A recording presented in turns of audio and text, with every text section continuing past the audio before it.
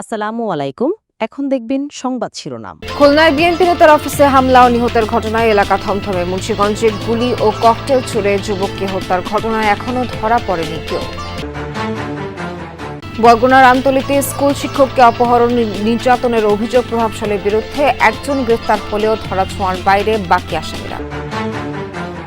কয়েকদিনের বৃষ্টি আর ঝোড়ো হাওয়ায় বিপর্যস্ত উত্তরের আবাদ, আমন ধানের ব্যাপক ক্ষতি। প্রণোদনার দিকে তাকিয়ে কৃষক। এতক্ষণ শুনছিলেন সংবাদ শিরোনাম, এখন দেখবেন বিস্তারিত। আগামী এক সপ্তাহের মধ্যে রাজনৈতিক দলগুলোকে গণভোটের বিষয়ে ঐকমত্য সিদ্ধান্ত জমা দেওয়ার আহ্বান অন্তর্বর্তী সরকারের। গণভোট নিয়ে রাজনৈতিক মতভেদ নিয়ে উদ্বেগ প্রকাশ করেছে উপদেষ্টা পরিষদ।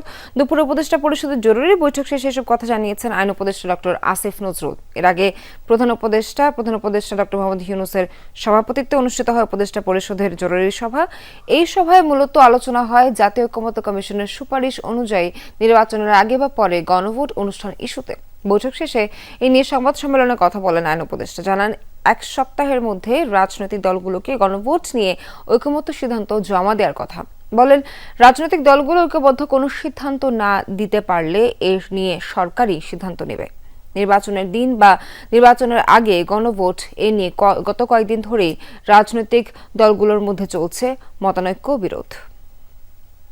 রাজনৈতিক দলগুলোকে স্বীয় উদ্যোগে নিজেদের মধ্যে আলাপ আলোচনা করে সম্ভাব্য দ্রুততম সময়ে, সম্ভব হলে আগামী এক সপ্তাহের মধ্যে সরকারকে ঐক্যবদ্ধ দিক নির্দেশনা প্রদান করার আহ্বান জানানো হয়। এমন নির্দেশনা পেলে সরকারের পক্ষে সিদ্ধান্ত গ্রহণ অনেক সহজ হবে। আমরা কোনো আলটিমেটাম দেই নাই, আমরা আহ্বান জানিয়েছি। আলটিমেটাম শব্দটা আমি আপত্তি করছি। আর আমরা অপেক্ষা করব, তারপর অবশ্যই সরকারের মতো অ্যাক্ট করবে। খুলনা ইউনিয়ন বিএনপি নেতা ও ইউপি সদস্য মামুন হোসেনের অফিসে বোমা হামলা ও গুলি চালিয়েছে মুখোশধারীরা। এতে একজন মাদ্রাসা শিক্ষক নিহত হয়েছেন। আহতরা হাসপাতালে চিকিৎসাধীন। হামলার কারণ সম্পর্কে কিছু জানাতে পারেনি পুলিশ বা নিহতের স্বজনরা। এ ঘটনায় এখন পর্যন্ত কোনো মামলা হয়নি। খুলনায় বিএনপি নেতার অফিস। গতরাতে নগরীর কুয়েট রোডের এই অফিসে দুর্বৃত্তদের হামলার পর থেকে আতঙ্ক গোটা এলাকায়। স্থানীয়রা জানায়, দলীয় কার্যক্রম চালাতে অফিসটিতে বসতেন যোগীপোল ইউনিয়ন বিএনপির সাংগঠনিক সম্পাদক ও ইউপি সদস্য মামুন হোসেন। রোববার মাগরিবের নামাজের পরও অফিসে যান তিনি। ছিলেন আরও ৮-১০ জন। হঠাৎই সেখানে হামলা চালায় কয়েকজন মুখোশধারী। এলোপাতারি গুলি আর ককটেলের ধোঁয়ায় ভারী হয়ে ওঠে পরিবেশ। একটা বোমের আওয়াজ পেলাম, হঠাৎ করে ধপ করে শব্দ হলো। তারপর দুই রাউন্ড গুলি বাইর হয়েছে। এরপরে অনেকে ভয়তে পালাই গেছে। পালাই যাওয়ার পরে আমিও শাটার টানাই দিছি যে কোনো বিপদ হয়তো হতে পারে। মেম্বার এই রাত্রির বেলায় বসে, দিনে মানে পাওয়া যায় না। তো মেম্বার অফিসে গেছিল মাহফিলি টাকা আনতে। সেই টাকা আনতে যে সেই মাহফিল মানে মেম্বারের সাথে মানে কারো শত্রুতা ছিল। গুলির আওয়াজে ছুটে আসে স্থানীয়রা। এরই মধ্যে গুলিবিদ্ধ হন মাদ্রাসা শিক্ষক। মুন্সিগঞ্জে এক যুবককে গুলি করে হত্যা করা হয়েছে। গতরাতে সদরের মোল্লাকান্দি এলাকায় ঘটনা ঘটে। স্বজনদের অভিযোগ, গতরাতে বাসা থেকে বের হওয়ার পর তুহিন দেওয়ানকে লক্ষ্য করে গুলি ও ককটেল ছোড়ে লিটন ব্যাপারী ও তার সহযোগীরা।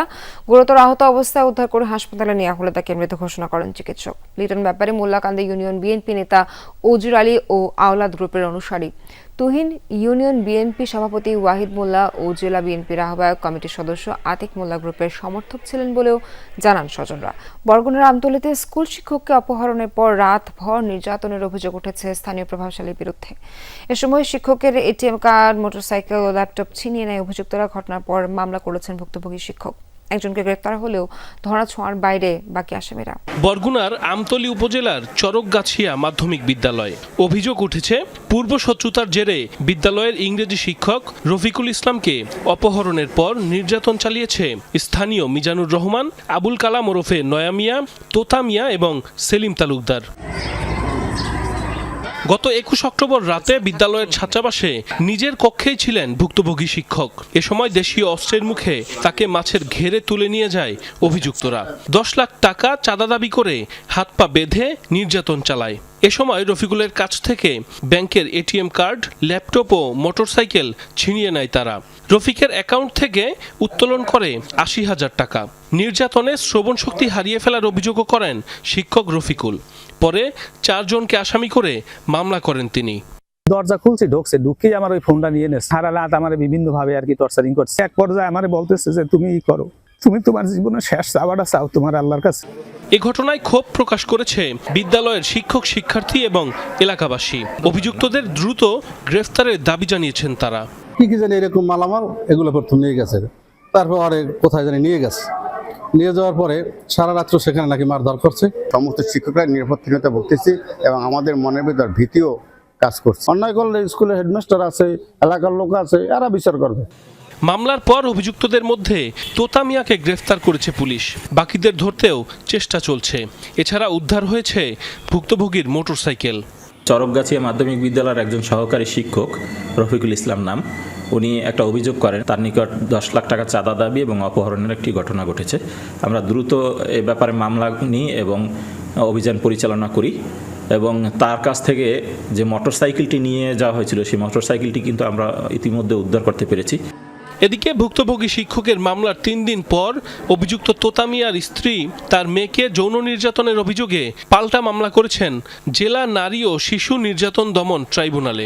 কয়েকদিনে টানা বৃষ্টি আর ঝোড়ো হাওয়ায় বিপর্যস্ত হয়ে পড়েছে উত্তরের চাষাবাদ। কোথাও কোথাও আধা পাকা আমন ধান পানিতে ডুবে নষ্ট হয়েছে, ক্ষতি হয়েছে সবজির আবাদও।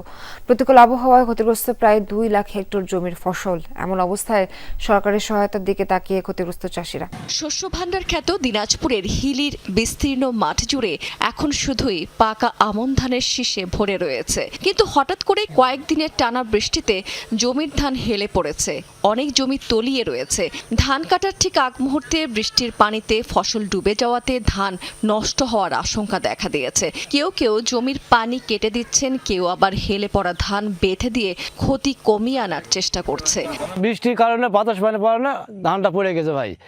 এখন যে খরচটা যে উঠবে কি হালে ওই চিন্তা করছে, ধানটা ডুবে গেছে। 3 বিঘা ধান পানিতে পড়ে একটা ভাসে আছে, সে ধান আধা পাকা। স্থানীয়রা বলছেন একদিকে সার এবং শ্রমিকের দাম বেশি, অন্যদিকে জমিতে পোকামাকড়ের আক্রমণ। এসবের কারণেই মূলত উৎপাদন খরচ আগেই বেড়েছে। তার উপর টানা বৃষ্টিতে ক্ষতির আশঙ্কায় দিশেহারা তারা। ফলন হবে না, কারণ এই যে কাঁচা ধান, ধান পাকেনি, পানিতে পড়ে আছে।